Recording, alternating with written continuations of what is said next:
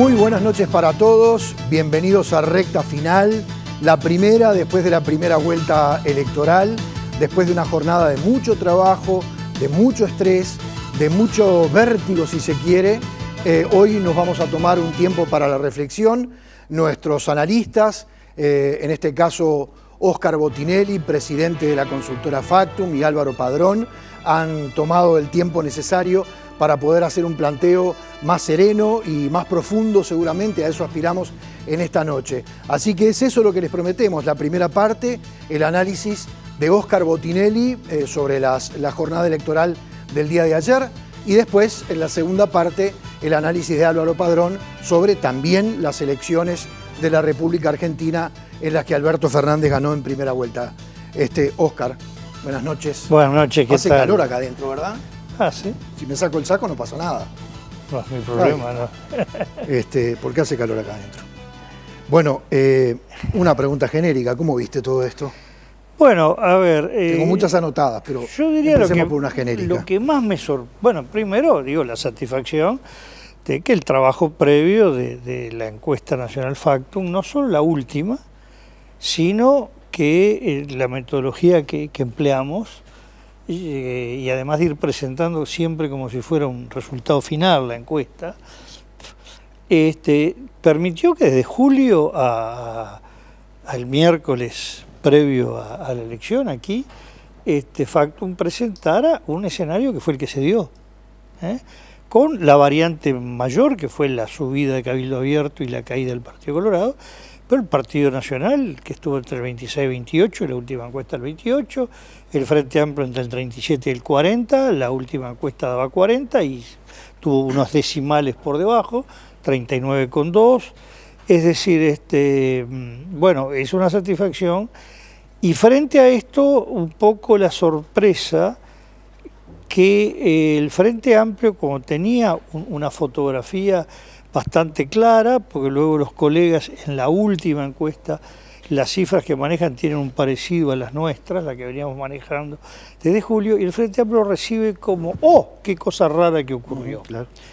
Eso yo creo que es un detalle a notar, porque de alguna manera el Partido Nacional, dejando lo numérico, ahora vemos algún número, algún dato, largó, yo diría, con los planes preparados, pensando que ocurría esto con muy pequeña variante, más allá de que había algunos que tenían sus entusiasmos, pero uno notó que estaba muy pensado que la noche de ayer no era la conclusión de una elección, sino el paso intermedio entre concluir la primera vuelta, claro, concluir la elección parlamentaria y arrancar.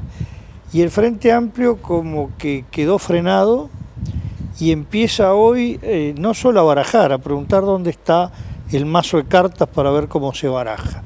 Es decir, eso me resultó sorprendente. Yo creía que iban a tener mucho más afinado cómo encarar, porque la distancia entre la oposición sumada y el Frente Amplio no fue distinta a lo imaginado. Es verdad que la calle Pou se vio beneficiado porque el resultado del Partido Colorado estuvo dentro de lo previsible, pero incluso un poquito por debajo, y bastante por debajo de las expectativas de su fórmula o su candidatura presidencial.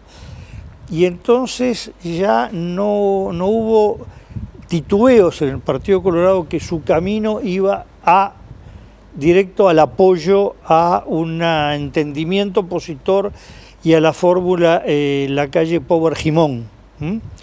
Entonces, eso le facilita que no hay aquello que si bien se había debilitado en los últimos días o semanas, aquello yo hago una coalición o un entendimiento, pero fulano no, no me gusta, eso le quedó despejado, no hubo reticencias de nadie y el inmediato apoyo de los candidatos presidenciales de todos los partidos que pueden llevar a concluir este entendimiento. La cifra del final, pero del escrutinio primario, no creemos que haya variaciones sustantivas. da 14,7 puntos de diferencia entre la suma de toda la oposición y el Frente Amplio. Es verdad que no es sumable todos los sumandos, eso lo vinimos advirtiendo de siempre, y lo que da la sensación que esto el Partido Nacional lo registró, o la calle Pou, porque hace el esfuerzo para que los sumandos sumen, es decir, para lograr un entendimiento. Queda duda sobre cuál va a ser la arquitectura del entendimiento, porque en un extremo está lo que considero que es lo que más solidifica a una fórmula, a una oferta electoral, que fue en 1999. Ahí, la noche del 31 de octubre, Luis Alberto Lacalle, esa noche sale con gran fuerza a decir: vamos a apoyar a Jorge Valle, vamos a buscar un entendimiento y vamos a recorrer el país. Plantea el entendimiento, se hace un acuerdo, se firma, no fue solo, bueno, vamos a andar juntos, hay un compromiso a gobernar los dos partidos que habían quedado desnivelados, bueno, un poco como ahora el Partido Nacional y el Partido Colorado también, menor el desnivel en aquel momento, y salen juntos a recorrer el país. El otro extremo es que diga, bueno, vamos a apoyar, incluso vamos a hacer campaña, y después vemos cómo se va a gobernar, o cómo se apoya, desde el Parlamento. En algún momento la calle Pou hace 15 días dijo una frase equívoca: no, vamos a ser inclusivos, le vamos a dar intervención a la oposición, y estaba hablando del Partido Colorado y de Cabildo Abierto. Claro. No, el tema es, el gobierno son el partido del presidente de la República, el otro es una oposición que colabora, o el gobierno son todos. Son dos esquemas extremos opuestos. Después hay toda una serie de gradé. Ahora, Óscar, ¿qué crees vos que pasó ahora en esos dos escenarios que vos estabas planteando? Porque anoche se lanzaron todos a adelantar el apoyo. Incluso Pablo Mieres, que perdió su banca en el Senado, sí, que está peleando por un lugar en la Cámara de Diputados. No lo está peleando, ya está. Ah, ya está confirmado. Ya está, perfecto. Ya está. Pero hasta el propio Pablo Mieres, que además había puesto condiciones, que las analizamos la semana pasada. Bueno, lo que creo es que sí, se apresuraron todos y está dado el paso hacia el entendimiento, pero lo que no queda claro es la magnitud del entendimiento, la fuerza del entendimiento, la profundidad y la forma del entendimiento. Y eso es una señal que la oposición la tiene que dar, yo diría, lo mejor es esta semana, como mucho el arranque de la semana que viene, porque el fenómeno es este: el 54% claramente no quiere a este gobierno, pero para que vote en contra tiene además que querer al otro, no es un tema automático. No nos olvidemos que los partidos tradicionales tienen el karma, dicen algunos, que nunca lograron traducir en el balotaje la suma de los partidos por separado. Ni con Jorge Valle, que fue el momento más exitoso, ni con Luis Alberto Lacalle de Herrera, ni con Luis Lacalle Pou. Entonces, ahí hay todo un esfuerzo que tienen que hacer. Da la impresión que sobre todo la fórmula presidencial es consciente de ese problema. Y también lo otro... ¿Vos crees que ese fenómeno se puede sostener en el tiempo? ¿Sabés por qué te lo pregunto? Porque hasta hace un par de décadas o unos años, yo qué sé, 10, 15, 20 años, existía aquello que era real, además que lo veíamos, que decían: un blanco nunca va a votar un colorado, o un colorado nunca va a votar un blanco. Me parece ahora que el votar... No, eso se diluyó, entre otras cosas, al tener 20 años de reforma.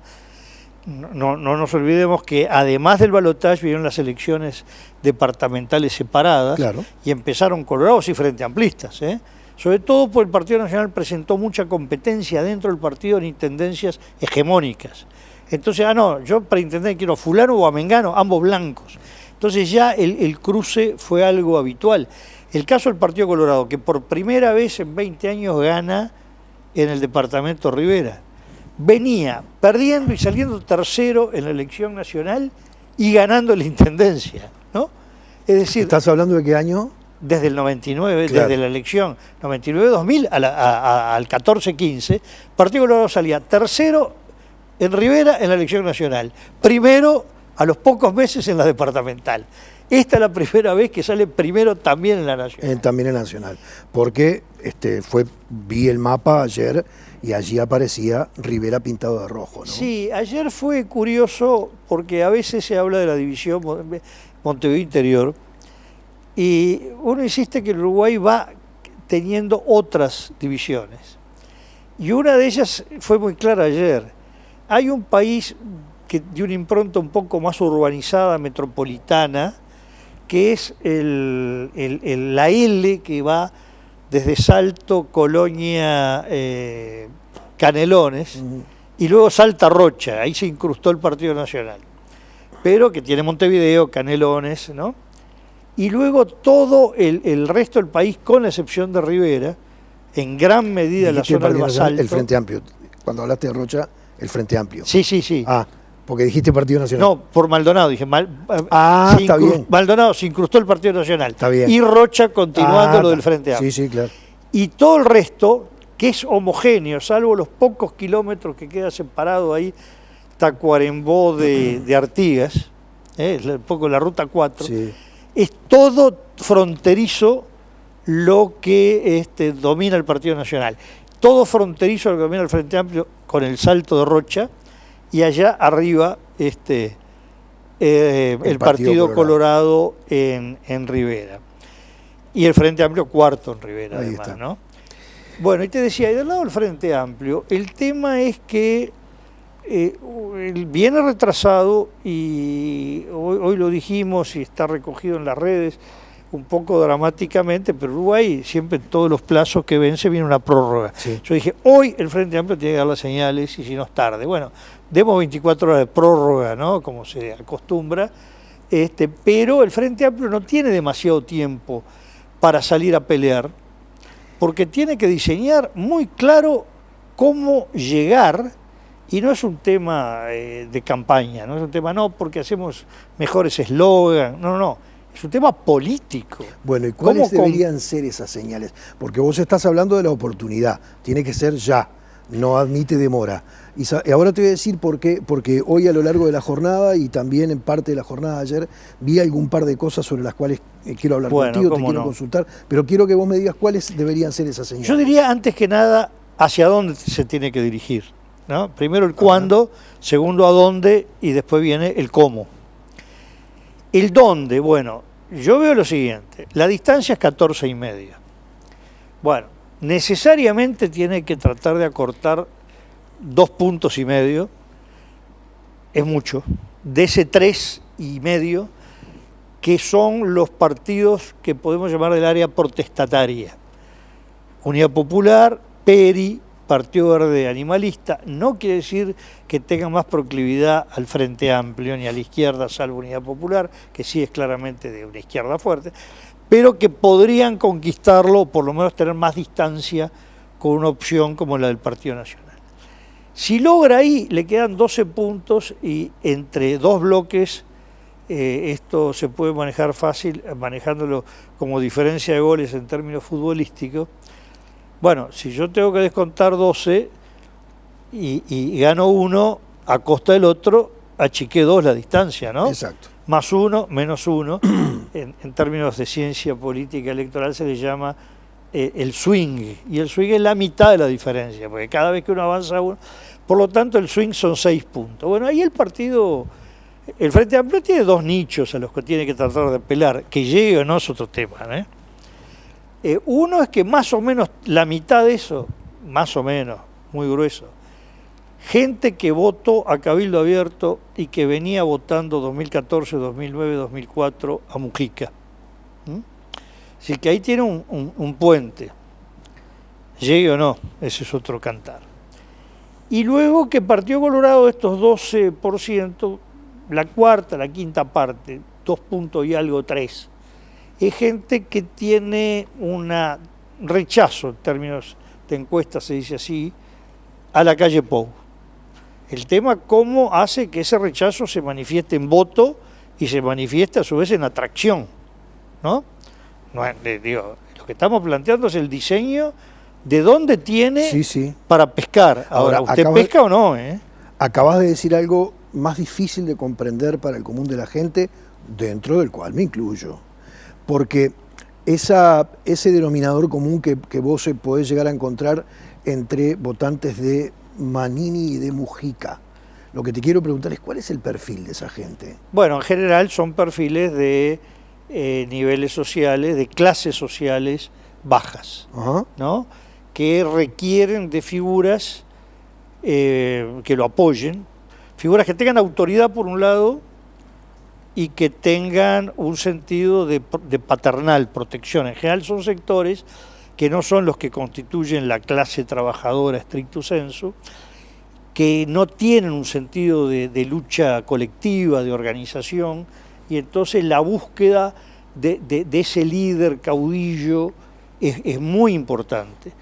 Y bueno, el Mujica fue, anteriormente lo fue Pacheco Areco, en un momento Tabaré Vázquez, se puede nombrar otras figuras, y que, bueno, empezaron a sentirse desprotegidos con el Frente Amplio y con Mujica, y aparece la figura de Manini que les da esa protección. Pero realmente hay un juego ahí que no es, bueno, la vocación por temas sociales o también del uno y del otro, es decir, hay puntos en común.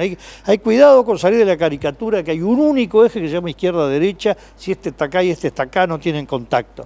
Primero hay muchos ejes, el izquierda-derecha, el conservador-liberal, el laico-religioso, el tolerante-intolerante, el de mayor competitividad, mayor solidaridad. Bueno, en algunos de esos ejes hay puntos de común entre el Frente Amplio y Cabildo Abierto, en otros hay distancias formidables. Y lo que tiene que hacer el Frente Amplio es buscar los puntos de coincidencia que son diferentes con distintos partidos políticos. Por ejemplo, el Partido Colorado tiene un segmento de gente con el que tiene un punto de contacto en lo que tiene que ver la laicidad del Estado, la laicidad de la enseñanza, la agenda de derechos, sobre todo en gran medida el aborto, en el cual lo que hoy está al frente del Partido Colorado, Sanguinetti fue un muy firme defensor, ha habido un cambio muy grande en el Partido Colorado en relación al periodo en estos temas que tenía un dominio Bordaberry al actual de dominio de Talvi Sanguinetti. El liberalismo social, político, o sea, digo, utilizo estas expresiones para dejar de lado al liberalismo económico, ¿no? Bueno, también ahí puede tener puntos de contacto. Yo diría más sobre todo lo que en Uruguay se usa como comodín la palabra vallista, que comprende mucha cosa que va más allá del vallismo, que es ese estado protector, lo que en términos técnicos se llama más el welfare state, un estado que protege al individuo, que tiene una alta intervención en esa protección social. Precisamente si vemos determinadas conductas y valores de Uruguay y lo comparamos con las protestas de Chile, vemos que muchos de los reclamos de la protesta de Chile son cosas que son árbol del paisaje en Uruguay, algunas producto del Frente Amplio, otras de largas décadas, ¿no? Por ejemplo, los consejos de salarios. Los consejos de salarios, la asistencia de la salud, la asistencia estatal o pública que ahora se llama ACE, o sanidad militar o sanidad policial, o esta que es media privada, media pública, media estatal,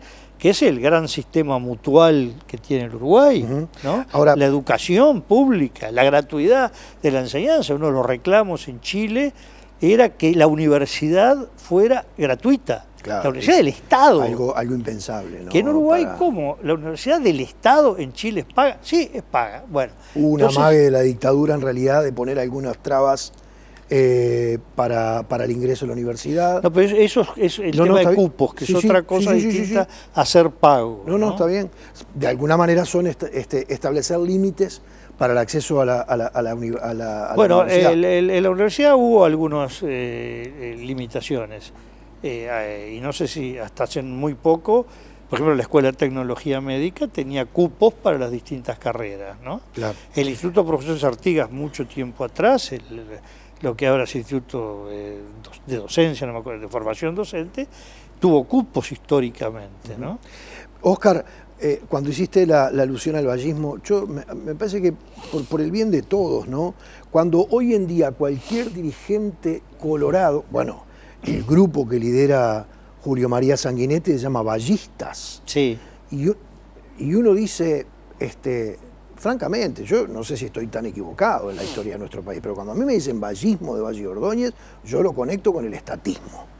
Y si hay algo que no es Sanguinetti, es estatista. Bueno, no, sí, en un momento crucial, no es un estatista total, tiene una frase muy famosa, tanto Estado como sea necesario, tanto mercado y tanto Estado, ¿no? Pero cuando la ley de empresas públicas, él fue uno de los que junto con el Frente Amplio y Batalla estuvieron en la derogación de la ley de empresas públicas, ¿no? Además, ojo que hay muchas interpretaciones del vallismo, ¿no? El vallismo estatista como modelo y first state se va construyendo en muchas etapas, en el primer vallismo Valle Ordóñez, sí, claro. En el segundo vallismo de Luis Valle. No es un modelo que llegó armado de golpe, ¿no? No, está claro, pero lo que también está claro es que por eso esa confusión, uno a veces, un poco en broma, un poco en serio, dice, pero cuando esta gente me habla de vallismo, ¿me está hablando de vallismo de Valle Ordóñez o de vallismo de Jorge Valle Ibáñez? Bueno, ahí hay ahí claramente... Que era un liberal convencido, además. Cuando sí. Talvi, por ejemplo, hace referencias, las refiere mucho más a Jorge Valle, ¿no? El sector de Vallistas Unidos, sobre todo lo que viene del viejo foro vallista, el sanguinetismo, es más referencia a lo que podemos llamar el vallismo que entendemos como más clásico. No quiero decir que sea mejor ni peor que el otro, sino que son un poco diferentes, donde se le asigna un rol muy fuerte al Estado, ¿no? Sí, claramente. A propósito de las señales, vos empezaste a decir que las señales que debería dar el Frente Amplio en estas horas para revertir la situación que aparentemente se le viene para la segunda vuelta, y hablaste de cierto grado de empatía con los grupos de izquierda, pero hoy, por ejemplo, escuché, no sé si lo escuchaste, a Ramón Méndez, entrevistado en Radio Mundo, en el programa En Perspectiva, y fue tan amplio y tan quiso ser tan amplio en esos guiños que ahora andan intentando lanzar para buscar alianzas o por lo menos para seducir a determinados votantes, que dijo que el gabinete, que él se imaginaba un gabinete muy amplio desde el punto de vista partidario e ideológico, y Emiliano Cotelo lo apuró un poco, dijo, pero ¿podríamos pensar en un dirigente blanco en un gabinete del Frente Amplio? Y Ramón Méndez dijo que sí. Realmente yo quedé sorprendido, porque yo no sé si eso no son manotazos de ahogado o realmente están hablando de algo que para el ciudadano común y corriente es impensable. Bueno, yo hablé de la oposición y una de las cosas decía cómo construía un proyecto de alguna manera, lo dije con otras palabras, es decir, cuán sólido iba a ser. Bueno, si el Frente Amplio va a salir cada dirigente con su discurso, con su propuesta, claro, y cada elenco de los distintos elencos directrices que tiene el Frente, del equipo de campaña del presidente, de la presidencia del Frente Amplio, del gobierno, bueno, eso no es amplitud, puede llegar a ser hasta desorganización. Es decir, tiene que ser muy compacto el mensaje del Frente Amplio.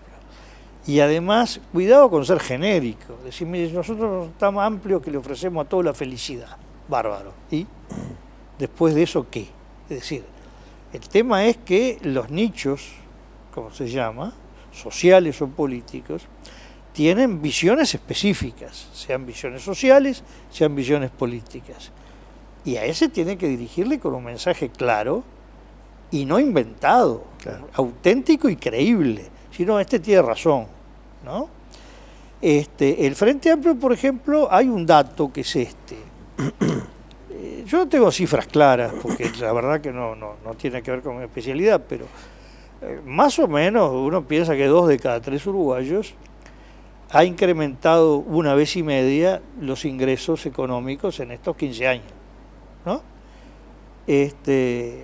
Sobre todo los que trabajan para el Estado, los jubilados y pensionistas, y todo el que tiene la actividad privada sin riesgo de perderla, ¿no? Porque otra cosa, dice, sí, yo estoy ganando más, pero cuidado que mañana me puedo quedar sin empleo, que se dan muchas actividades. Bueno, cuando tiene no solo que no incrementa los votos, sino que los pierde, acá hay una pregunta que tiene que hacerse el Frente Amplio. Esto que hice es verdad, pero la gente me deja votar. Es que no sabe que gana más, sí sabe. Entonces hay otras carencias que no fueron cubiertas, hubo otros riesgos que aparecen, ¿no? Es decir, por ejemplo, sí mejoró el ingreso, pero hay muchos sectores, sobre todo ligados a la pobreza, que lograron mejorar la posibilidad de consumo, pero no tuvieron masivamente cambios estructurales, es decir, la vivienda, el entorno, ¿no? Hay sí mejoras, pero que cuantitativamente no significaron un cambio global. O el tema de la seguridad. Nosotros afirmamos hace un tiempo una cosa muy polémica, que usábamos casco rugby de las reacciones, dijo, la seguridad no mueve la aguja en materia de voto. Y ahora no lo sostenemos porque no la movía en la medida que no había nadie que generara credibilidad de que podía hacer las cosas mejor que el Frente Amplio. Claro. Hasta que en un sector determinado apareció Manini. Y en ese sector el factor seguridad apareció como, este lo puedo resolver. ¿Por qué? Bueno, no sé, porque es un general, por H, por B. Hay una asociación, ¿no? Pero generó la credibilidad, ¿no? Claro, sí. O sea, la gente asocia seguridad militar. La gente tiene el convencimiento, y la verdad que no sé dónde está su raíz, francamente no lo sé, porque lo niega hasta el propio Manini Ríos, de que la seguridad es mejor y mayor si los militares están en la calle. Bueno, precisamente ese fue una de las fotografías de la reforma constitucional y, claro, la oposición de Manini es técnica además. A veces no es fácil explicarla, que la función militar y la función policial son completamente distintas. Incluso hemos visto a algún dirigente político importante en favor del sí, decir, uno ve en Europa y ahí están los militares. Bueno, resulta que se estaba refiriendo a fuerzas policiales que tienen una impronta que parece militar. No uso una palabra porque yo la he usado y me corrigieron que la estaba usando mal, que se llama policías militarizadas. No es así, Marta, no me meto. Pero que uno los mira y cree que son militares. Que son, por ejemplo, los carabinieri en Italia, la gendarmerie en Francia. Bueno, no era el ejército, era una fuerza específica que tiene una función parecida a la militar. Que en Uruguay existe ahora, es la Guardia Republicana, que tiene una impronta bastante parecida, que además se extendió a todo el país, que fue uno de los reclamos de Larrañaga precisamente en el gobierno Mujica, sí, ¿no? De alguna manera fue un logro de Larrañaga el que se nacionalizara en sentido territorial una guardia republicana que existía, pero solo montevideana, ¿no? Sí, sí. Oscar, no quiero que te quede nada en el tintero. Si no te queda nada en el tintero, te quiero... Es sí, algo que dejé para el final. No sé si no queda nada o queda para escribir una enciclopedia más bien. Pero, sí, claro. Así que haceme las preguntas. Porque, a ver, si hay algo que está claro, y me gustaría conocer tu opinión, esto es opinión. Lo que estoy diciendo es opinión personal, es que desapareció el debate ideológico. Y la verdad que me parece una lástima que haya desaparecido el debate ideológico. Entre otras cosas te voy a decir por qué, y acá es una de las cosas sobre las que quiero saber tu opinión, además de si vos creés que desapareció o no desapareció el debate ideológico. Me da la sensación de que el Frente Amplio no logró convencer, y si no logró convencer es porque hay gente durmiendo en la calle, porque hay 800.000 trabajadores ganando por debajo de 25.000 pesos nominales por mes, porque hay miles y miles de trabajos tercerizados. Tercerización, a mi juicio, esto también es opinión y quiero que quede claro, es igual precarización. Y uno siente la sensación de que todos esos fenómenos surgen de una aplicación liberal en lo económico que sigue aferrada a la teoría del derrame, y la teoría del derrame creo que cada vez va demostrando más que no existe, que no funciona. Entonces, y ahí viene la pregunta, ahí viene la pregunta. ¿Por qué, si el fenómeno es ese, por qué razón votan más liberalismo? Bueno, a ver, por más orden, liberalismo económico. Yo decía hace un rato que los ejes ideológicos son muchos. Yo creo que hay un gran debate ideológico en esta campaña electoral. El problema que no es el debate de los 80 ni de los 70, 60, en que era un discurso fenomenal de una hora con todas las categorías ideológicas de vida por haber, sino que es mucho más sutil, y quizás más fragmentado. Pero, por ejemplo, toda la discusión de la agenda de derechos, que se ha atenuado un poco en la medida que quienes votaron algunas leyes en contra ahora han cambiado de opinión, pero realmente yo diría que, por ejemplo, de los temas de agenda de derecho que más sigue dividiendo, más parteaguas, sigue siendo el aborto. Otros que fueron cuestionados en su momento, el matrimonio entre personas del mismo sexo, la adopción de pareja del mismo sexo, la ley trans, para simplificar, ha bajado la confrontación, pero claramente hay un sector que es el más comprometido. Ahí hay un debate ideológico. Que lo tiene planteado más claramente es Cabildo Abierto, que lo plantea en términos confrontacionales. Hay que terminar con la ideología género, ¿no? Eso lo dijo con todas las palabras. Pero también cuando el Partido Nacional, específicamente el candidato presidencial, maneja con mucha suavidad, vamos a potenciar una agenda pro vida, en realidad no especifica, sin modificar la ley, pero lo que uno interpreta de buena fe es que lo que está diciendo, bueno, hay una ley de interrupción voluntaria del embarazo que da una laxitud en su aplicación. Esa aplicación se puede dar de una forma más abierta, más permisiva, o de una forma más estricta. Y es un cambio importante, sin que se vaya para atrás quiero decir, a lo que existía antes, no quiero decir que sea avance ni retroceso lo uno ni lo otro. Entonces, en ese aspecto que lo que se llama del eje cultural, en el sentido de eje de valores, hay un debate ideológico.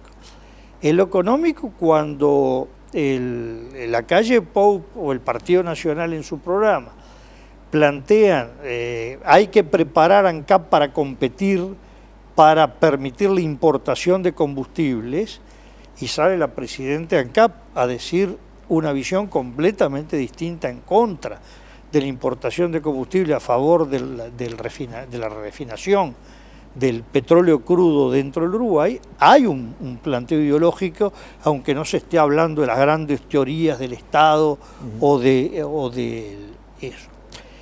Pero ese debate no da la sensación de que no permea en la sociedad. No, permea. Lo que pasa es que ahí también depende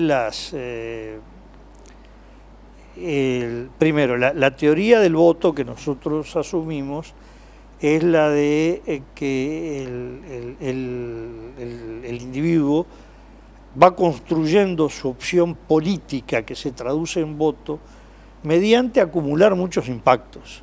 Que no quiere decir que sea capaz ese individuo de verbalizarlos, claro, pero que lo siente y tiene claridad en que este va por un lado que es un país que me gusta y este no me gusta. El tema es que son muchos ejes. Entonces, alguien, por ejemplo, es partidario de refinar el combustible, de no refinar el combustible, importar, pero partidario del aborto. Y se encuentra que este me dice una cosa y este el otro, y las propuestas están medio en cortocircuito, ¿no? Entonces la gente, todos, lo hacemos en todos los órdenes de la vida, tenemos que ir priorizando, y esas priorizaciones son complicadas, porque uno deja cosas que le gustan en función de otras que le gustan, y acepta cosas que uno rechaza en aras de otras que considera que son más importantes. Entonces, el tema es que lo ideológico no es unidimensional. Sí. La discusión más armada de los años 60 es que cada modelo era una, como se dice, cosmovisión, una Weltanschauung perfecta, ¿no? Toda redonda, todo tenía una explicación, y con esta no se tocaban jamás. Bueno, la vida no es así, ¿no? La sociología política y la ciencia política, sobre todo la alemana y la italiana, que han avanzado muchísimo en el estudio del comportamiento del voto, y yo tengo un contacto bastante asiduo, sobre todo con los que participan en las investigaciones del lado italiano. Bueno, han trabajado mucho esto sobre los distintos ejes que generan las contradicciones del individuo en relación al voto, ¿no? Ah, claro. ¿Usted qué quiere? ¿Una enseñanza laica o religiosa? Laica, bien. ¿Y usted está a favor o en contra que entren los inmigrantes? En contra. Bueno, resulta que los que están a favor, el partido que quiere la laicidad quiere que entren libremente los inmigrantes, el que quiere la religiosidad está en contra de los inmigrantes. Defíname cuál de las dos cosas usted va a priorizar en su voto. Bueno, puse cosas gruesas, ¿no? Más sutiles, esto existe. Yo creo que en general el voto es algo muy expresado auténticamente, hasta con las dudas del que va a decidir que entre una cosa y otra. Cuando nosotros establecimos las categorías que acá presentó en algunas encuestas Eduardo Botinelli, de voto firme y voto débil. Sí. ¿Qué es el voto débil? El voto débil es el área donde el individuo, como pasa cuando estamos en las computadoras, que la computadora dice que en segundo plano está operando tal programa. Bueno, en el primer plano el individuo siente que le gusta A, pero en el segundo plano lo está trayendo B. Y esa contradicción significa que tiene una orientación de voto hacia A, pero todavía le trabaja el B y puede llegar a cambiar de voto. Y eso pasa también con las opciones, porque cuando la gente dice me gusta tal o cual, no es un concurso de belleza, es un tema de identificación con modelos de sociedad, modelos de individuo que cada uno mira y opta, ¿no? Claro. Es muy profundo la forma en que la gente vota, aunque no sea consciente que lo hace así y no sea capaz de racionalizarlo, ¿no? Está claro. ¿Nos reencontramos en estos días? Nos reencontramos algunos de estos días porque creo que vamos a andar rotando. Exacto, hay más mucho trabajo o menos todavía. Todos los días. Gracias, Oscar. No, por favor, muchas gracias. Ya está pronto Maximiliano, Álvaro, hacemos una pausa y después nos metemos de lleno en las elecciones argentinas.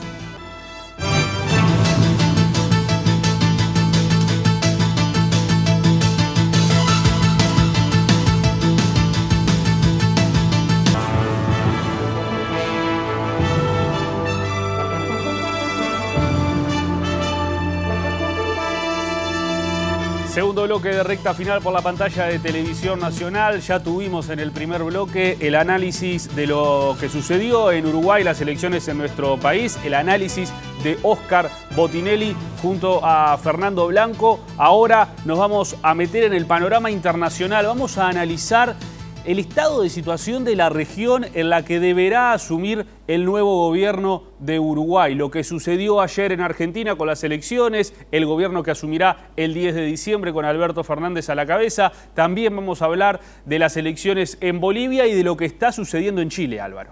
Todos temas que conectan, ¿no? Porque son elementos que van a determinar también la realidad de nuestro país.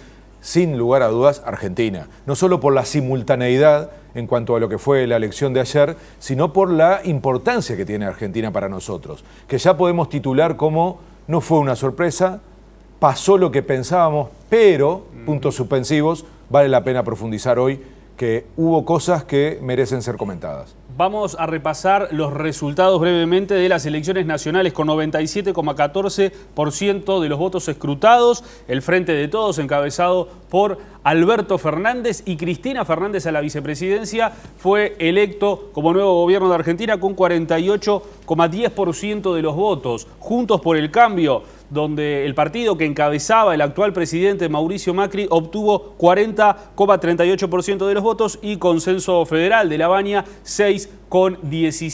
Gana Alberto Fernández en primera vuelta porque en Argentina se necesita 45% de los votos o 40 con diferencia de 10 sobre el segundo. Por este punto de los 45 puntos, el 45%, es que Alberto Fernández gana en primera vuelta, aunque las PASO y las encuestas daban que que iba a ganar por una ventaja aún mayor. Ya vamos a analizar eso. Vamos a arrancar escuchando los discursos de los protagonistas después de conocidos estos resultados. Alberto Fernández, Cristina Fernández y Mauricio Macri. Era construir la Argentina igualitaria y solidaria que todos soñamos. Ese es el compromiso que asumo. Y ojalá que quienes sean nuestros opositores en estos 4 años sean conscientes de lo que nos han dejado y nos ayuden a reconstruir el país de las cenizas que han dejado. Porque no es verdad que estamos condenados a esta Argentina. Vamos a entrar al mundo dignamente. Vamos a volver a construir el país que soñaron nuestros mayores, nuestros mejores héroes, nuestros mejores hombres, nuestras mejores mujeres. Vamos a hacerlo porque nos lo merecemos. Y no lo van a hacer Cristina y Alberto. Lo vamos a hacer todos y todas como siempre lo hicimos. Esto que pasó aquí en Argentina, lo que vemos que ha sucedido en la hermana República de Chile, lo que pasó también hace poco tiempo en Ecuador, nos tiene que abrir la cabeza, no solamente a los dirigentes políticos, sino a todos los dirigentes sociales, empresariales, de la inviabilidad de modelos políticos y económicos basados en el ajuste permanente. Y quiero decirles, queridos argentinos, que transformar nuestro maravilloso país, como ya hemos aprendido, depende de los argentinos, de cada uno de nosotros y de nadie más. Y estos 4 años nos lo han reafirmado. Y también sabemos que gracias al trabajo que hemos realizado, hoy estamos parados sobre bases más sólidas que nos permiten proyectar un futuro mejor para todos. Pero tenemos que cuidar lo que hicimos, porque muchas de estas cosas que hicimos estos años nos decían que eran imposibles, pero hoy las tenemos y son muy valiosas, muy valiosas. Así hablaban el presidente y la vicepresidenta electa de Argentina, Alberto Fernández y Cristina Fernández, y el presidente saliente, Mauricio Macri, reconociendo la derrota. Álvaro, Cristina Fernández hablaba de la región, y es lo que nos convoca hoy acá, la región en la que deberá asumir el gobierno de Alberto Fernández, pero también el nuevo gobierno de Uruguay. Es una señal de la importancia que hoy tiene la política internacional para cualquier país. Es muy particular, ¿no? Están haciendo un balance de una elección que acababa de concluir, que les daba la victoria, y ella hacía una reflexión sobre lo que estaba pasando en la región, incluso comparándola con esas situaciones con la de su propio país. Es muy interesante porque es el esfuerzo que tratamos de hacer cada lunes aquí. Y en el caso nuestro vale también, ¿no? Entonces, tú decías recién que el sistema electoral argentino es bastante particular. En una comparación con el nuestro, con el resultado que tuvieron ayer, si el sistema fuera el uruguayo en Argentina, había segunda vuelta en Argentina. Lo cual pone que el caso argentino es uno de los más flexibles, o más fáciles, digamos, en cuanto a quién gana, y el nuestro es uno de los más difíciles.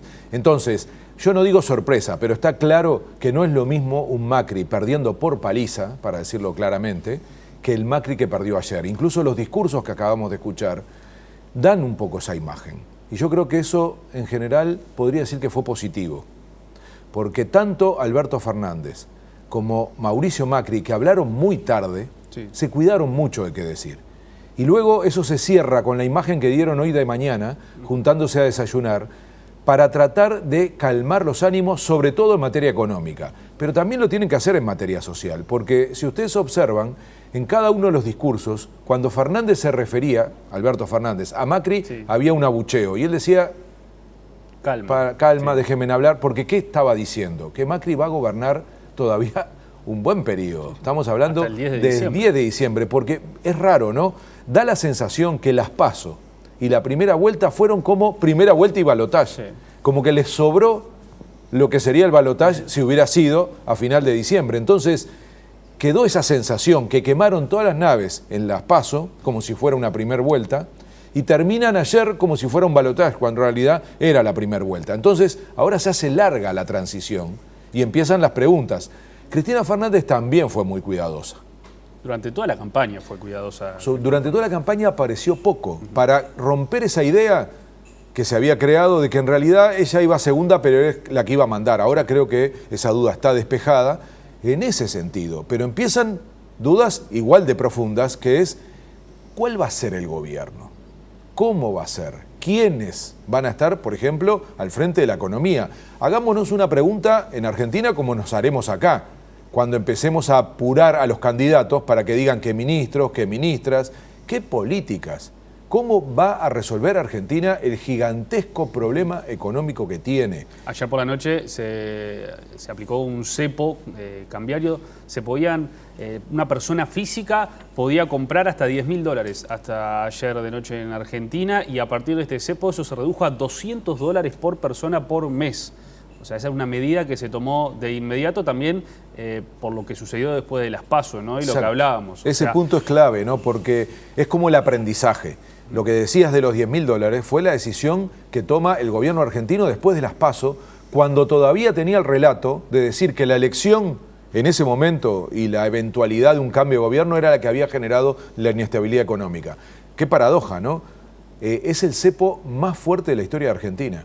Estamos diciendo que la gente no puede sacar más de $200 por mes del banco, y en efectivo no puede comprar más de 100 y una cosa no acumula la otra. Con lo cual ya voy adelantando, aunque al final hagamos un cable a tierra, que es una noticia muy mala para Uruguay. Porque es casi decir que los argentinos no van a viajar, no pueden viajar. Sí, esta medida se aplica hasta el 31 de diciembre. Hay que ver si cuando asuma Alberto Fernández el 10 de diciembre deciden mantenerla o la levantan antes. Tomemos en cuenta igual que la mayoría de las decisiones vinculadas a las vacaciones se toman con anticipación, implica seguramente el congelamiento de las reservas, en fin, es un dolor de cabeza, porque básicamente lo que están evitando es que se sigan gastando reservas, porque el viernes pasado fue dramático. Sí, 65 terminó cerrando el dólar. Exacto, y 6.000 millones de dólares tuvieron que gastar para tratar de contenerlo. No fue finalmente, entre otras cosas, por esta medida que estamos comentando, tan grave lo de hoy, aunque arrancó con 81 pesos el dólar. O sea, y luego se estancó porque, entre otras cosas, nadie lo podía comprar. Entonces, finalmente, por una cuestión de oferta y demanda, se mantuvo. No quería dejar de comentar, y ayer hiciste un informe muy bueno mientras hacíamos la cobertura, el resto de las elecciones que hubo, porque no pasó solo esto de presidentes, ¿no? En Argentina se votaron más cosas, Maxi. Sí, tenemos los resultados de Buenos Aires, la provincia de Buenos Aires, gobernador. 2 votaciones vamos a ver ahora que se esperaba que fueran parejas y que terminan ganando por goleada, ¿no? En Buenos Aires, como gobernador, gana Axel Kicillof con 52,29% de los votos contra la actual gobernadora María Eugenia Vidal, que alcanza 38,39%. No se esperaba que Kicillof pasara por arriba a María Eugenia Vidal, que era la imagen de la renovación del macrismo.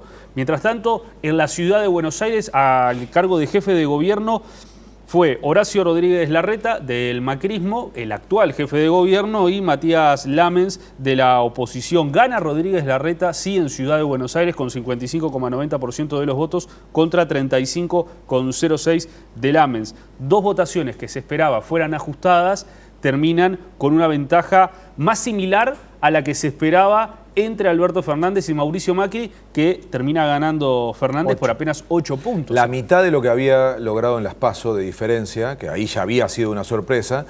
Y yo diría que entonces la elección presidencial queda con gusto a poco para los Fernández, pero las otras dan señales muy complejas que hay que ir leyendo porque tienen que ver con nuevos liderazgos. Bueno, recién en el discurso de Fernández veíamos a Kicillof casi ubicado como el tercero, ¿no? Fue de los primeros resultados que se dio el de Kicillof sobre María Eugenia Vidal, pero él no habló hasta después que habló Alberto y que habló Cristina. Fue el tercero en hablar cuando su resultado fue el primero. Y es un doble golpe para la renovación del macrismo, porque María Eugenia Vidal, que era la imagen de la renovación, cae derrotada, feo, y Axel Kicillof aparece ahora como una figura renovadora del kirchnerismo fuerte. Joven también. Hombre muy potente, va a ser seguramente un referente de la economía. Por eso yo decía hace un rato, cómo se va a constituir ese gabinete nos va a dar pistas de qué política económica va a priorizar Fernández, que por cierto es un dato muy relevante para Uruguay.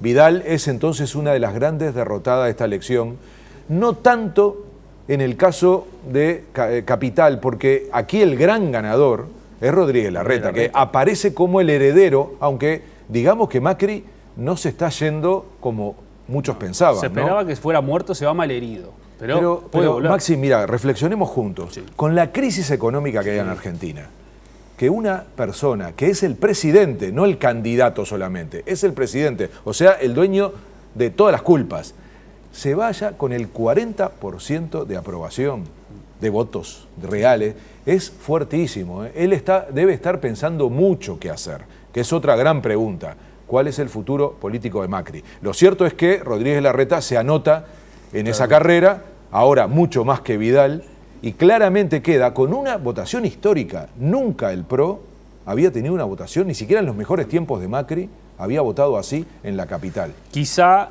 Matías Lamens no era tampoco una figura fuerte. Estamos hablando de el actual presidente de San Lorenzo, que trataba como de recorrer un camino similar al de Macri quizá, y intentaba llegar a Hay un vínculo, ¿no?, en los liderazgos en Argentina entre el fútbol y la política. Sí, no solo en Argentina, a nivel regional. Siempre recuerdo que en un momento en el Mercosur, de los países fundadores, los socios fundadores, de los 4 países había 3 que tenían presidentes que habían sido presidentes de cuadro de fútbol. Estaba Tabaré Vázquez por Uruguay, que había sido presidente de Progreso, Mauricio Macri por Argentina, que había sido presidente de Boca, y Horacio Cartes en Paraguay, que había sido presidente de Libertad de Paraguay. Solo Temer era el presidente del Mercosur, que nunca había dirigido un cuadro de fútbol. Increíble. Y Lamens es de San Lorenzo. En este momento es el presidente de San Lorenzo, acompañado por una figura fuerte que de a poco se va acercando a la política argentina, que es Marcelo Tinelli, que es el 2 de Lamens en San Lorenzo.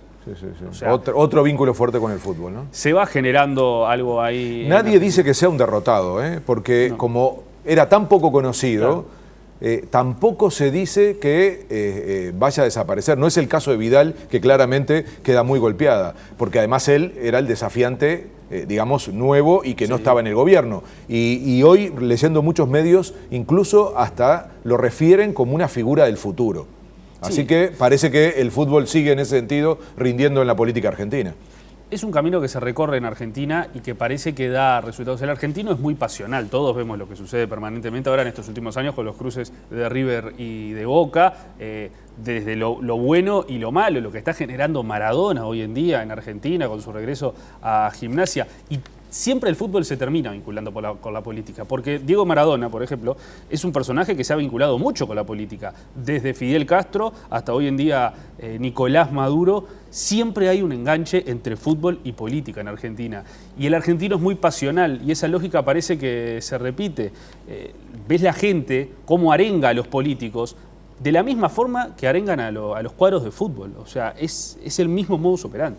Sí, y es la grieta también, ¿no? Entonces, esa sensación que teníamos recién de los chiflidos, a Macri tampoco lo dejaban nombrar, a Alberto Fernández, y terminó diciendo, paren, déjenme terminar. O sea, él anuncia lo del desayuno hoy por la mañana y la gente empieza a chiflar. Y ahí es cuando les dice que esto es por Argentina, que hay que pesar en Argentina. Sí, y creo que ahora tenemos claramente a los 2 principales líderes hoy en Argentina, un presidente que tiene todavía un recorrido y un próximo presidente que lo que dicen es, bueno, llegó el momento, se acabó la competencia, sentémonos a conversar, en este caso desayunar, y dan una señal muy clara de buscar una transición democrática, una transición tranquila, porque yo insisto en esto, lo que hay por delante es muy difícil.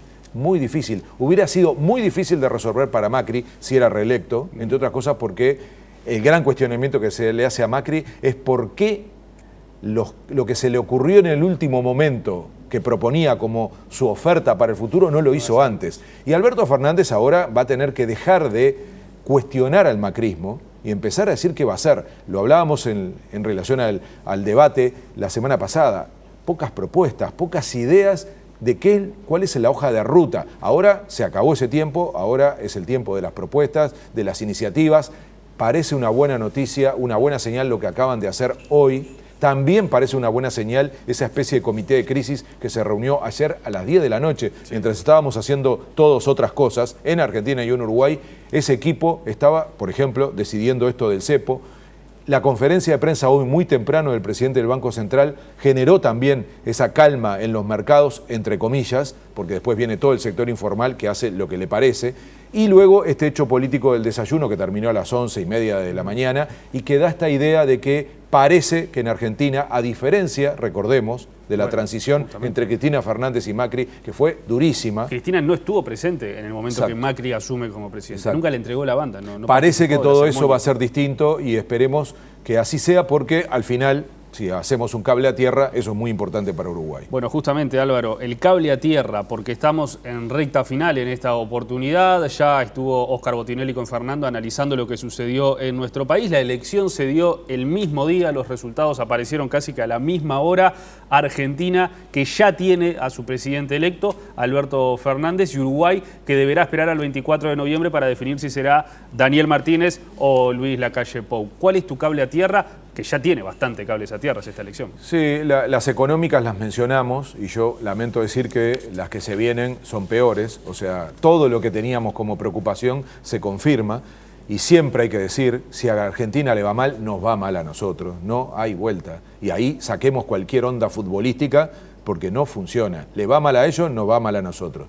Entonces, en materia económica hay que estar atentos, pero sabiendo que las noticias no van a ser buenas. Hay algunas otras cosas conectadas a la economía, como por ejemplo cómo se posicione Alberto Fernández y su equipo cuando empiece a armarse el equipo, por ejemplo, en política internacional, Acuerdo Unión Europea-Mercosur, las reacciones de Brasil, que son complicadísimas. Bolsonaro ya dijo que no iba a felicitar al nuevo gobierno de Argentina porque el pueblo argentino había cometido un error y había elegido mal. Votó mal, eligió mal, son cosas insólitas que nos tiene acostumbrado Bolsonaro, pero alguien le tendrá que explicar a Bolsonaro que Argentina es muy importante para Brasil. No es una cuestión de decir me importa poco, no. Argentina es un socio estratégico para Brasil, como lo es Brasil para Argentina. Parece que eso sí lo entendió Fernández, que ha tratado de bajar la temperatura, decir cosas, en fin, que ayudaran a construir la relación que sí o sí se va a tener que generar. El último episodio es peor todavía, que es uno de los hijos de Bolsonaro, que comete una tontería de comparar el tipo de cambio, tratando de hacer una referencia a las críticas internas de Brasil, en donde se le critica que el dólar está muy alto, y él dice, imaginen si el dólar estuviera como en Argentina 60, comparando dos cosas que no se pueden comparar. Entonces lo pelotearon en todas las redes diciendo que prácticamente es un burro. Entonces, digamos, ese episodio hay que correrlo. Es mucho más importante algunas de las decisiones que tome el gobierno argentino con respecto a la política exterior, que es así nos dan de lleno en la discusión del futuro Mercosur, del futuro de la relación bilateral, pero lo que más importa en recta final es la conexión y el efecto político. Entonces la pregunta es, ¿un resultado en primera vuelta en Argentina influye en la elección uruguaya? También. Que ahora ya no va a seguir siendo pareja, en el sentido de que el mismo tiempo que íbamos a tener de elección interna, y primero de pasos interna, después de primera vuelta y de segunda vuelta, se acabó. ¿Influye o no influye? Yo tiendo a pensar que algo sí. Menos de lo esperado y con cuidado, porque yo creo que el tema ya no va a ser usar a Macri, desde el punto de vista, por ejemplo, del Frente Amplio, como la imagen de lo que sería un cambio, quizá van a enfocar más en las políticas, en los resultados, porque la verdad es que Macri, insisto en esto, no sale derrotado como se pensaba. Entonces, más que la figura de Macri, yo creo que lo que puede valer la pena estudiar es cuáles son los resultados de determinadas políticas y cómo se asocian o no los partidos en Uruguay a esas políticas.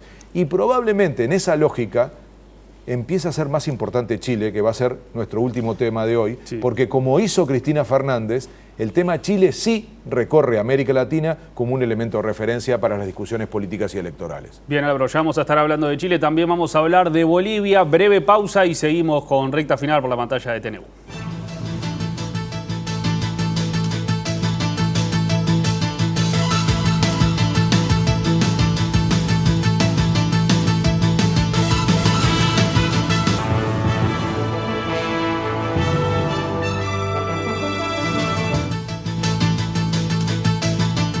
Estamos en recta final hablando de la región en la que deberá asumir el nuevo gobierno de Uruguay el año que viene. Ya hablamos de Argentina, de las elecciones que dejaron a Alberto Fernández como presidente electo. Asumirá el 10 de diciembre junto a Cristina Fernández como vicepresidenta. Ahora vamos a hablar de lo que sucedió en Bolivia, porque Evo Morales fue reelecto en Bolivia. Cuarto mandato consecutivo, ganó con 47,08% de los votos contra Carlos Mesa, que obtuvo 36,51%. Otra vez, acá en Bolivia sí se precisa 50% o 40 con diferencia de 10. Por eso es que gana en primera vuelta Evo Morales. Pero la elección fue cuestionada, ya venía cuestionada de antes por la presencia de Evo como candidato a un cuarto mandato consecutivo cuando hubo un referéndum que no le permitía presentarse. Pero luego, cuando se estaba haciendo el escrutinio de los votos, hubo una pausa de 24 horas cuando no estaba ganando Evo Morales en primera vuelta e iban a balotaje. Y cuando se termina esa pausa y vuelve el escrutinio, Evo Morales iba ganando y se queda al final con la victoria en primera vuelta, lo que generó dudas y muchas críticas. Vamos a escuchar lo que decía el opositor Carlos Mesa. Rechazar y desconocer el cierre del cómputo nacional de las elecciones generales y las consecuencias jurídicas y políticas del mismo, por ser este el resultado del fraude y el incumplimiento de la voluntad popular. Convocar a todas las bolivianas y bolivianos a mantener y profundizar la movilización ciudadana permanente en contra del fraude y en defensa de la democracia. Esta movilización podrá manifestarse en paros, marchas, cabildos, concentraciones, cacerolazos y toda otra forma de protesta pacífica y democrática, siempre de acuerdo a las características y posibilidades de cada región. Una región encendida con manifestaciones en las calles. Ya vamos a hablar de Chile, también sucedió en Ecuador, también en Perú, ahora en Bolivia. Una elección que generó dudas, Álvaro. Sin duda, y la verdad es que es una lástima porque era una fiesta de la democracia. Una elección siempre tiene que ser, digamos, aplaudida, tiene que generarnos en América Latina la sensación de la consolidación de la democracia, y no fue así.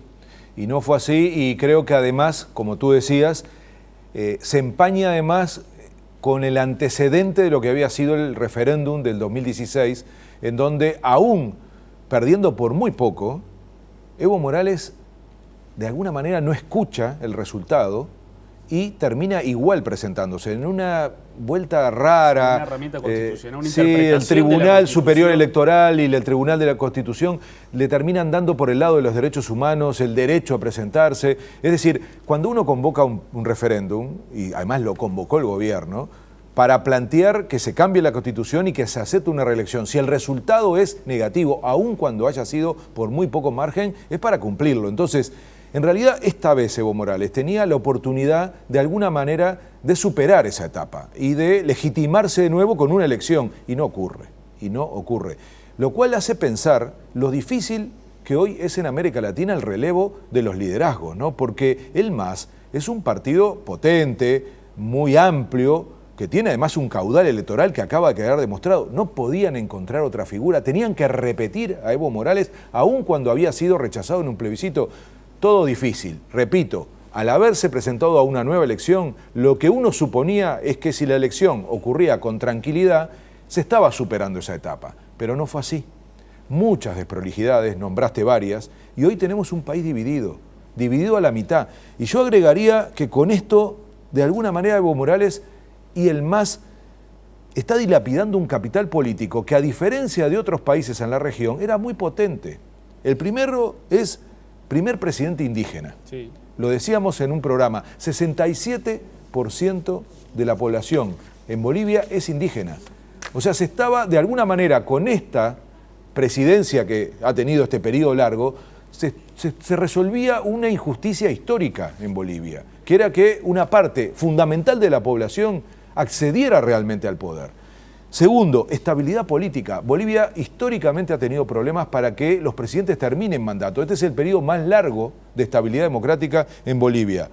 Tercero, estabilidad económica. Recordemos cuando trajimos a un experto aquí, Pablo Stefanoni, él nos decía, el arma principal en la campaña, en esta campaña electoral, para Evo Morales no eran todos los temas simbólicos que siempre lo han acompañado, fue la estabilidad económica.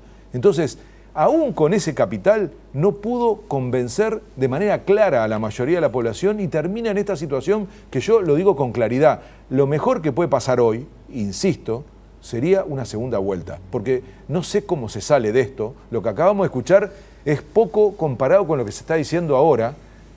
Llega a decir Mesa, yo termino o como presidente o preso. O sea, empieza a haber un callejón sin salida en Bolivia, empieza a haber violencia, empieza a haber represión.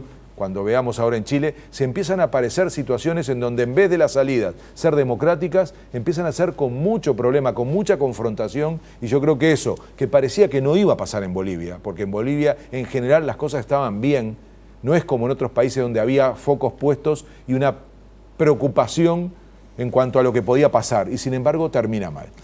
Vos hablabas de que lo mejor es una segunda vuelta. Hoy en día, con ya los resultados cerrados, parece imposible que haya una segunda vuelta. Va a llegar una misión de la OEA, de la Organización de los Estados Americanos, para controlar las elecciones. Habrá que ver si eso cambia algo, pero parece muy difícil. Vamos a hacer un cable a tierra también con Bolivia, Álvaro, porque Bolivia es uno de los gobiernos de izquierda que viene sobreviviendo en la región. ¿Se puede meter esto también en el balotaje de Uruguay? Poco, pero alguna referencia va a aparecer. Alguna referencia va a aparecer porque creo que al quedar de alguna manera herida esta imagen, ese punto que decías recién es clave, ¿no? Otro de los prestigios, otro de los patrimonios del gobierno de Evo Morales era el prestigio internacional, que también lo tiene mucho Mesa, que es un hombre con mucho prestigio. O sea que la presión va a existir, la presión va a existir. Yo creo que probablemente no sea tan fácil, por algo pasó todo esto, de que se plantee una segunda vuelta, pero va a haber un cuestionamiento internacional y probablemente entre la movilización interna y el cuestionamiento internacional va a haber presión. Con eso es que puede venir algún elemento a la discusión aquí en Uruguay. Y recordemos que Bolivia tiene pedido el ingreso al Mercosur. Resta solo la aprobación del Parlamento en Paraguay. Entonces, en algunos debates que se dé durante estas 4 semanas en Uruguay, la entrada de Bolivia puede ser traída sobre todo desde la oposición, sobre todo porque todavía no ha habido manifestaciones del gobierno. Hubo una manifestación inmediatamente después de las elecciones planteando, en fin, el interés de que hubiera la elección lo más transparente posible y demás. Estuvo Uruguay como parte de las organizaciones de los países en lo que fue la elección. Es decir, algo va a aparecer y seguramente va a ser por el lado de cuestionar que así no puede quedar la situación en Bolivia y una exigencia al gobierno uruguayo y por lo tanto al Frente Amplio de que se posicione con respecto a esto que, repito, sobre todo internacionalmente y dentro de Bolivia en relación a la oposición quedó cuestionado. Bien, Álvaro, vamos a hacer otra breve pausa y ya venimos con el cierre de recta final. Vamos a hablar de lo que está sucediendo en Chile, un tema que sí se va a meter en la elección y que hasta le vamos a preguntar a Álvaro si él cree que se metió en lo que fue el plebiscito de vivir sin miedo.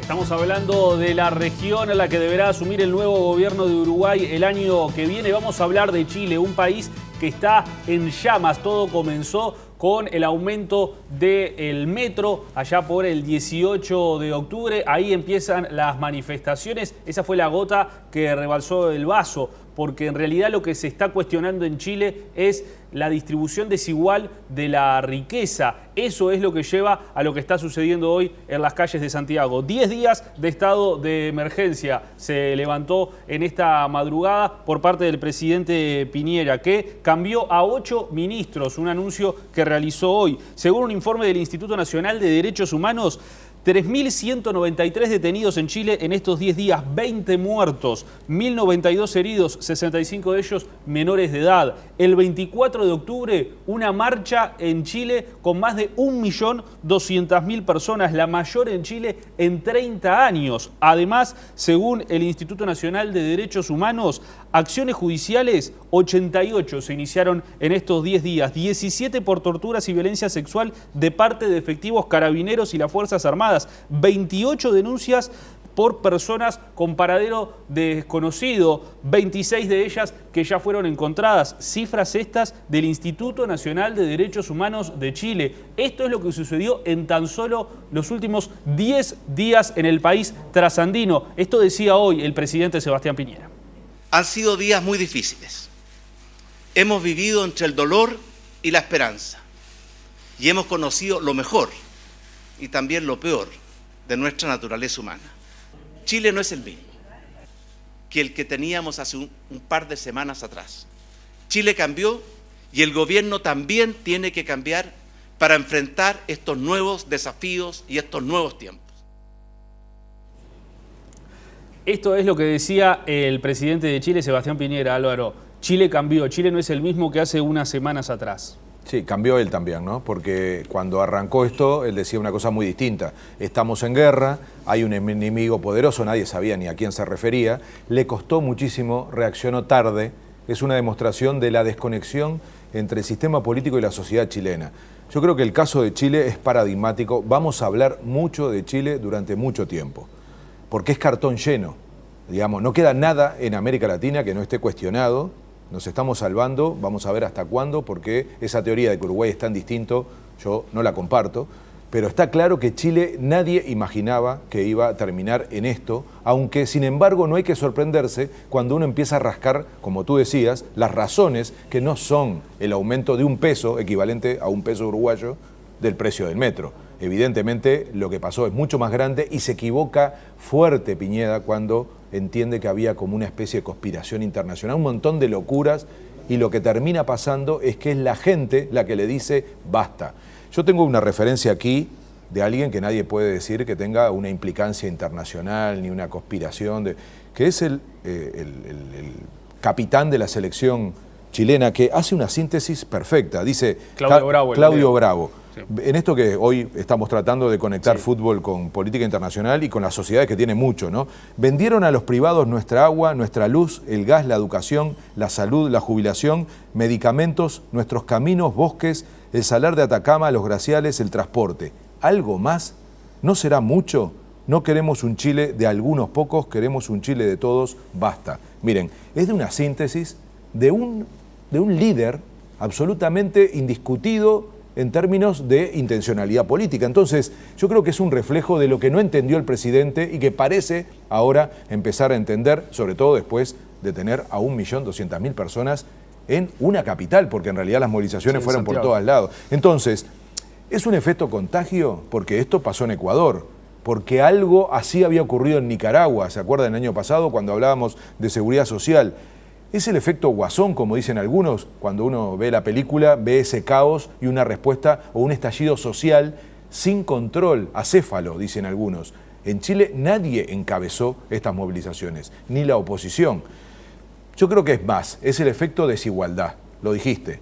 Es el país paradigmático, por eso no hay que sorprenderse, que tiene mayor desigualdad, que no quiere decir el país más pobre. Chile no es el país más pobre. Es el país más desigual, donde los ricos son más ricos y los pobres son más pobres. Entonces, lo que la gente mira es eso. Ve que algunos se llenan de plata los bolsillos, unos pocos, y ellos no. Y esto, la explicación se llama privatización. En Chile se privatizó todo, lo dice Claudio Bravo.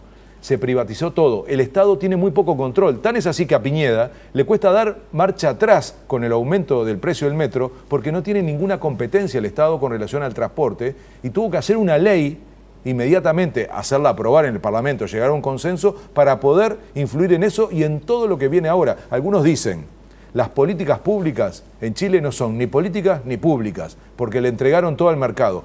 Y eso es el paradigma que es Chile, y por eso el cable a tierra con Uruguay. ¿Qué hace Talvi? ¿Qué hace la oposición en Uruguay? Siempre habló de Chile como un modelo. ¿Qué ocurre? Que el Frente Amplio, con el debacle de Chile, con esta situación inmediatamente revierte, y más que hablar de Argentina, se pone a hablar de Chile. Tan es así que Talvi termina diciendo, yo solo me refería a 2 aspectos de Chile, y termina diciendo más. Chile necesita un poco de vallismo. ¿Qué quiere decir? Más Estado, más control para que la gente no esté tan suelta. Y te digo, y termino, seguridad social. Ese es un tema central para Uruguay. Todos están de acuerdo que hay que hacer una discusión sobre el sistema de seguridad social. Lo que es seguro, que no hay que copiar el chileno. Álvaro, simplemente para cerrar, breve, ¿vos creés que lo que está sucediendo en Chile, la presencia de los carabineros en la calle, influyó para que pierda el plebiscito de la reforma Vivir Sin Miedo? Es otro buen cable a tierra, es muy difícil decir si influyó. Está claro que lo que está pasando en América Latina, en donde se demuestra que frente a la respuesta de la gente, la represión no es la solución, sino al revés.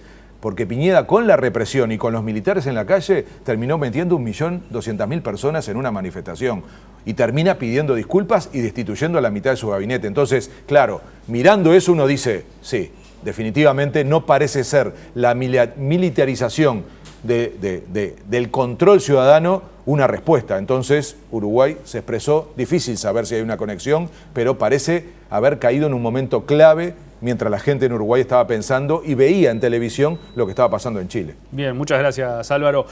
De esta forma llegamos al final de este programa de Recta Final. Continuaremos a lo largo de toda la semana analizando justamente la recta final de cara al balotaje del próximo 24 de noviembre entre Daniel Martínez y Luis Lacalle Pou. Gracias por estar.